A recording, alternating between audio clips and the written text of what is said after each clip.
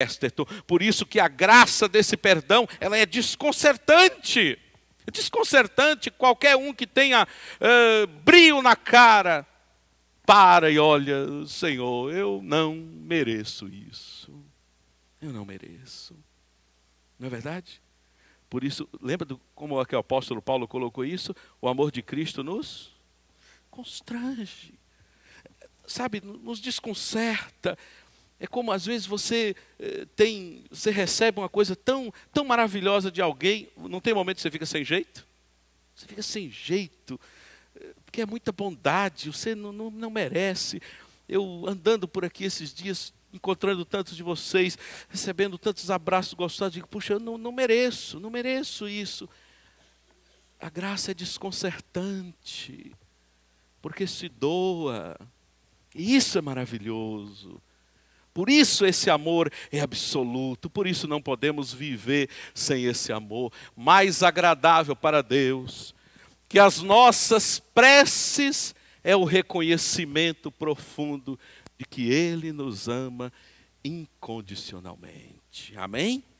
Mais agradável para Deus, porque as nossas preces podem se transformar muitas vezes apenas em momentos de petição. Senhor, dá-me isso, dá-me aquilo. Senhor, estou quebrado. Mais agradável para Deus é a oferta de um coração que diz assim, Senhor, Tu me amas incondicionalmente. O que é incondicionalmente? É que não impõe condições. É que não impõe nada. Simplesmente ama. Isso é mais do que extraordinário, isso é mais do que suficiente, isso é a beleza de uma vida com Deus. Então você pode perdoar a si mesmo porque está perdoado, você pode aceitar a si mesmo porque primeiro você foi aceito por Deus. Amém por isso. Isso é maravilhoso, essa graça é extraordinária. Viver com o Senhor é a melhor coisa que pode existir nessa vida. Então você pode perdoar a si mesmo, não fica amargurado pela culpa, não. Pode perdoar a si mesmo porque está perdoado. Está perdoado. Quando Jesus disse para aquela mulher, você viu a mulher pecadora lá, retratada ali no Evangelho de João, né, que vai ser apedrejada. Você ouve aquela mulher pedindo perdão ao Senhor para que o Senhor a perdoasse? Você ouviu? Não. Não. O Senhor a perdoou mesmo antes de ela se sentir arrependida.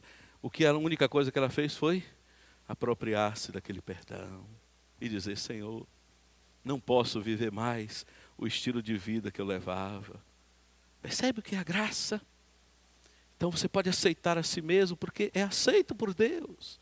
Não é um João ninguém, não é um qualquer. As pessoas podem desvalorizar você, Deus nunca desiste de você. As pessoas podem achar você feio, Deus acha você uma gracinha.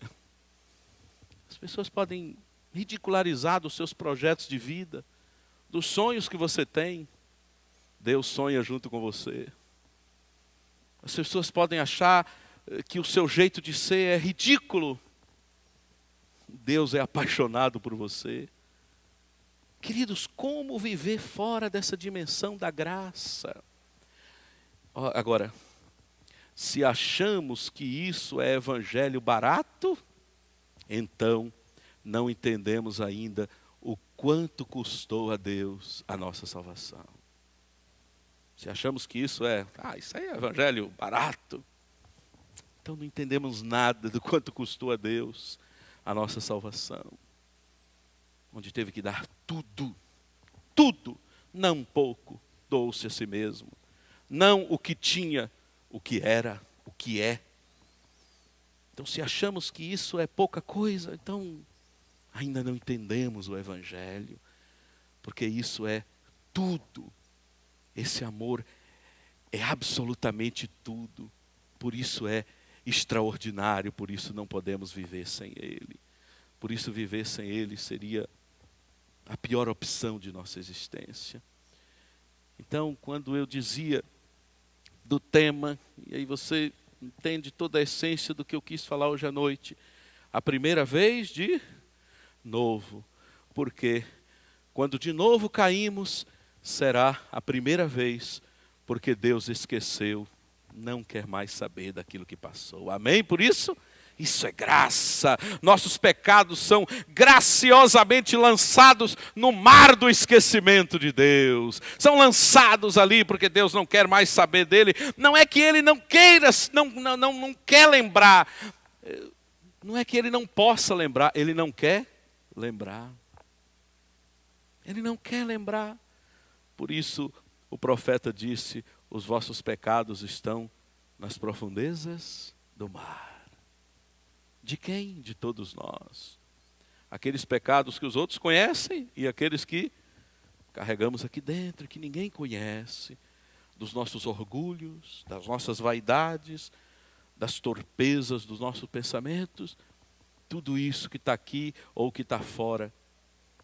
Tudo isso, quando Deus perdoa, Ele joga no mar do seu esquecimento. Então, entender essa verdade, queridos, é viver uma vida abençoada. Nós somos nada mais que isso, pecadores salvos pela graça. Nem mais, nem menos. Isso é que nós somos, pecadores salvos por esse amor selvagem de Deus. Então, tudo que Deus quer é apenas que voltemos para casa. Quando? O tempo todo. Apenas que voltemos para casa, apenas que estejamos com Ele. Ele sabe que as nossas intenções nem sempre são as melhores. Olha lá no filho pródigo. Qual era a intenção do filho pródigo? Salvar a sua própria pele. Eu vou lá para ser um empregado. Ah, triste daquele que vive a vida religiosa como um empregado, um servo. Triste, um escravo. A gente só vive o escravo da liberdade em Cristo. Então, as intenções do filho pródigo eram essas. Nem sempre as nossas intenções são as melhores. E mesmo assim o Pai vem e nos recebe, e nos abraça, e nos perdoa. Então, que a graça nos envolva em paz. Amém, irmãos? Essa graça. Entendemos a graça? Cada dia entendemos isso? O quanto custa para o Senhor nos dar essa salvação de graça? Eu queria que a gente se deliciasse no hino agora. É o hino evangélico mais cantado no mundo todo, a preciosa graça, que na verdade, a sua essência quer dizer a incrível graça.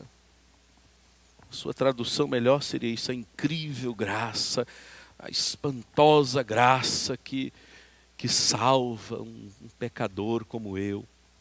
Sabe que quando eu ouvi a história desse hino, contada por um pastor adventista, ele vai cantar esse hino aí. Quando eu ouvi essa história, eu fiquei impressionado. Eu não sabia dessa história. Que quando você olha esse hino, ele está lá no nosso hinário, sabe que quem compôs a poesia desse hino foi um homem chamado John Newton. Quem foi John Newton? Ele foi um mercador de escravos. Ele pegava os negros na África e levava para a Inglaterra. Ele tinha um navio de escravos. Viveu uma vida assim de perdição. Um dia, John Newton conheceu o Evangelho. Um dia, essa graça foi arrebatadora para ele, ele converteu-se a Cristo. Ele não compôs esse hino, preciosa graça, incrível graça. Ele conta na sua história que ele, que viveu por muitas décadas atormentado, por milhares de escravos que ele carregou para a morte. Muitos daqueles escravos morriam nos porões imundos dos navios dele. Ele diz que havia um som que nas viagens longas que fazia com aqueles escravos ali dentro, ele ouvia o som de uma música murmurada na dor por aqueles escravos. O som era esse.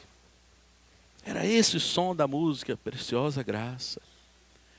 Então, anos mais tarde, quando se converte, John Newton compôs esse hino, porque ele diz: a incrível graça que salvou um pária, um estragado, um miserável, um vagabundo como eu. Ele esteve sempre embebecido por essa graça.